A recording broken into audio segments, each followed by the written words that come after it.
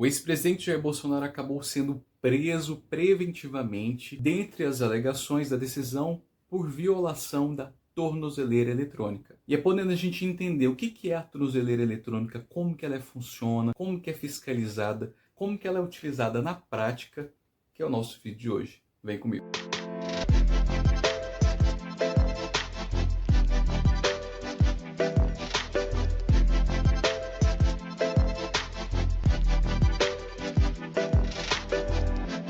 Bom, gente, o ex-presidente Jair Bolsonaro, a gente sabe, está respondendo ao processo criminal. E qual que é o meu objetivo deste vídeo de hoje? É a gente poder entender como que é utilizada a tornozeleira, para que ela serve, quais outros mecanismos de controle que existem na justiça e quando eles são utilizados a partir da prática de um crime que uma pessoa cometeu. A tornozeleira eletrônica, ela é um instrumento, ela é uma ferramenta que é utilizada na justiça de duas formas. A primeira delas é como uma forma de medida cautelar e a outra forma que é utilizada como cumprimento de pena. Quando a gente fala de medida cautelar, como o próprio nome diz, é uma medida cautelar, é uma medida ali preventiva, estamos ali prevenindo de alguma forma, de uma maneira cautelar, a melhor condução possível de um processo que está ali acontecendo. Então vamos pensar que a pessoa está respondendo a um processo criminal por conta de algo que ela está sendo acusada. Essa medida pode ser determinada pela justiça a depender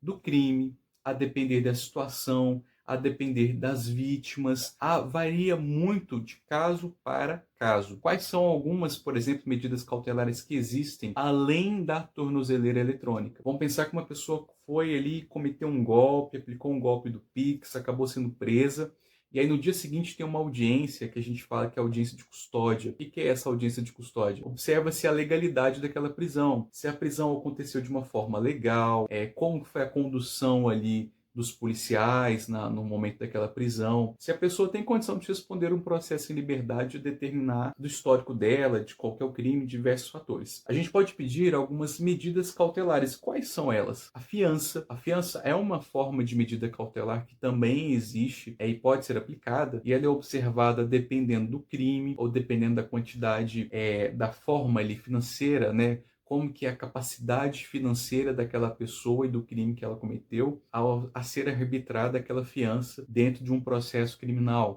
Comparecimento mensal. Às vezes o juiz pode determinar que aquela pessoa compareça periodicamente no juízo onde ela responde aquele processo para assinar, não sair, não viajar, não pode viajar para fora do estado, não pode viajar para fora do país. Se sair determinados X dias, 10, 15 dias, for fazer algo que seja comunicado para a justiça, atualização do endereço constante, se mudou de endereço, que atualize, não entrar em contato com vítimas ou determinadas testemunhas. A vítima, por exemplo, principalmente em processos de Maria da Penha, não se deve entrar em contato, justamente pelo caráter de ser uma vítima. Então, seja a vítima, sejam parentes, ou se mantenha um distanciamento de 300, 500 metros dessa vítima, ou então não frequentar bares ou zonas de baixo calão. São várias situações que podem ser determinadas. Vamos pensar, por exemplo, um padre ou um pastor que cometeu algum crime. Ele não pode frequentar, tem que estar longe ali daquela igreja onde aconteceu o crime,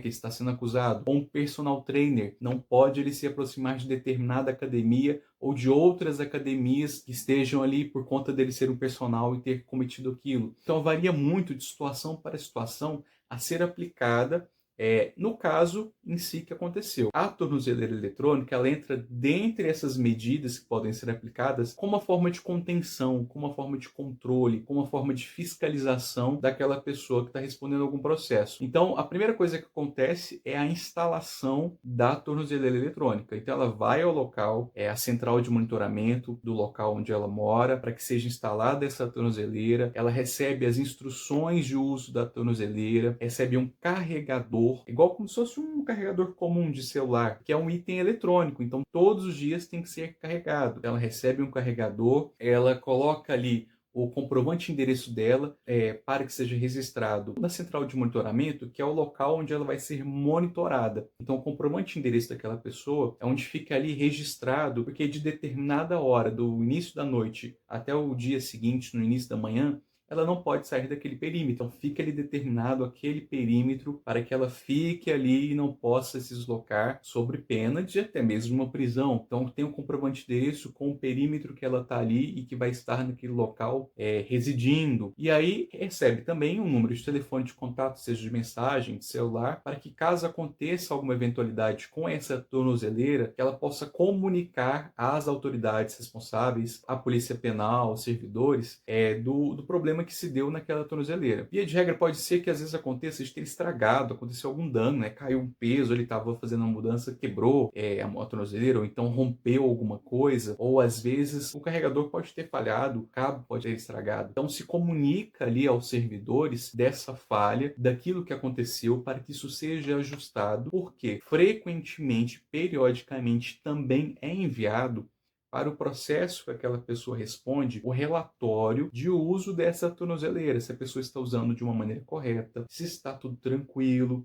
se não tem nenhuma violação, não há indício, nem não há registro de violação dessa tornozeleira, e essa comunicação é enviada frequentemente para o processo dela, para demonstrar, ó, tá tudo certo, ela tá usando, tá tudo ok, tem comparecido na justiça. E essas medidas cautelares, quando elas são aplicadas pela justiça, elas podem ser aplicadas tanto uma só, como por exemplo uma tornozeleira, como pode ser mais de uma medida. Às vezes aplicou ali uma fiança, uma tornozeleira, um comparecimento mensal, né, não entrar em contato com a vítima, então às vezes pode ser tanto quanto mais de uma determinação para uma pessoa só, a depender do crime, a depender da gravidade. E aí varia muito, às vezes a pessoa está ali respondendo aquele processo e aí ela comete uma nova infração. Então varia muito de caso para caso. A cada nova infração pode se agravar a situação dessa pessoa, levando-se até então a uma prisão. É interessante que geralmente quando o cliente vai e fica super satisfeito ali, porque não foi preso, porque não aconteceu nada de ruim com ele, não foi para a cadeia, né, responderam um processo criminal,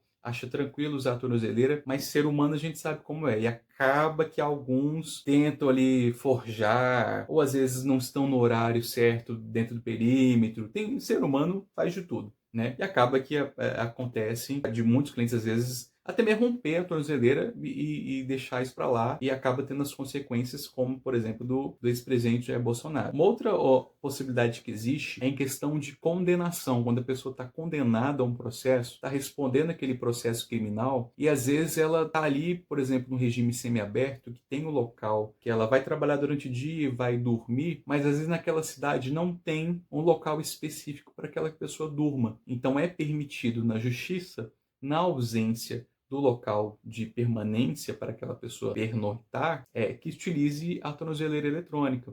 Assim como também em pessoas que respondem em regime aberto, também pode ser determinado que fique ali sendo monitorada enquanto está perdurando a condenação dela em regime aberto. Isso varia muito de local para local, de cidade para cidade, estado para estado. É algo que vai se reorganizando. Então é isso. Essas são as formas de utilização e essa é uma das medidas cautelares que são utilizadas, que é a tornozeleira eletrônica. Se você gostou desse vídeo, se inscreve aqui no canal e fala para mim o que você achou da decisão, o que você achou a respeito da prisão preventiva, e até a próxima.